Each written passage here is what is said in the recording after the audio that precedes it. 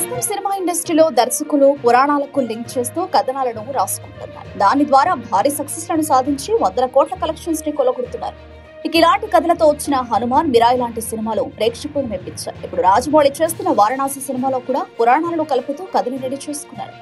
రాజమౌళి ప్రస్తుతం మహేష్ బాబుతో చేస్తున్న వారణాసి సినిమా కూడా పురాణ కథలకు బేస్ చేసుకునే ఉంటాయి. ఇక రీసెంట్ గా ఈ సినిమాకి సంబంధించిన ఒక ఈవెంట్ ని రాజమౌళి చాలా గ్రాండ్ గా సెలబ్రేట్ చేశారు. ఈవెంట్ లో రాజమౌళి వాళ్ళ నాన్న అయిన విజేంద్ర ప్రసాద్ రాజమౌళి గురించి మాట్లాడుతూ, రాజమౌళి ఇంత పెద్ద గొప్ప సినిమా చేయగలుగుతున్నాడు అంటే దానికి కారణం ఆయన వెనకాల హనుమంతుడు ఉన్నాడు, ఆయనే రాజమౌళిని నడిపిస్తున్నాడు అంటూ కొన్ని కామెంట్లు చేశారు.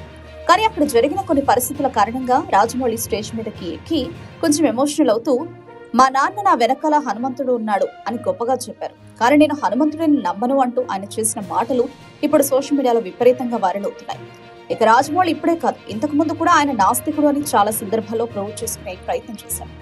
ఇలాంటి క్రమంలోనే 2011వ సంవత్సరంలో ఆయన చేసిన ఒక ట్వీట్ ఇప్పుడు సోషల్ మీడియాలో విపరీతంగా వైరల్ అవుతోంది. రాజమౌళి అభిమాని ఒకరు ఆయన ట్యాగ్ చేస్తూ శ్రీరామనవమి శుభాకాంక్షలు అని విషెస్ తెలియజేస్తే దానికి రాజమౌళి రిప్లై ఇస్తూ, నాకు శ్రీరాముడు అంటే ఇష్టం ఉండదని, కృష్ణుడు అంటే ఇష్టమని తెలియజేశారు.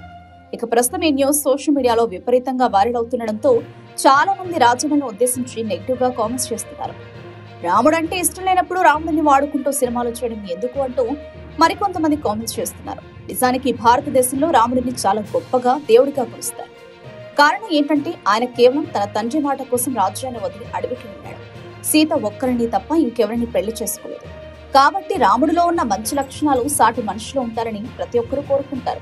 ఇలాంటి గొప్ప వ్యక్తిని నేను నమ్మను అని రాజమౌళి చెప్పడం పట్ల ప్రతి ఒక్కరూ తీవ్రమైన కోపంతో రగిలిపోతున్నారు. ఇలాంటి సందర్భంలో రాజమౌళి రీసెంట్ గా చేసిన ఈవెంట్ లో కూడా నేను హనుమంతుడిని నమ్మను అని చెప్పడం పట్ల చాలా మంది నెటిజన్లు సైతం ఫైర్ అవుతుండడం విశేషం.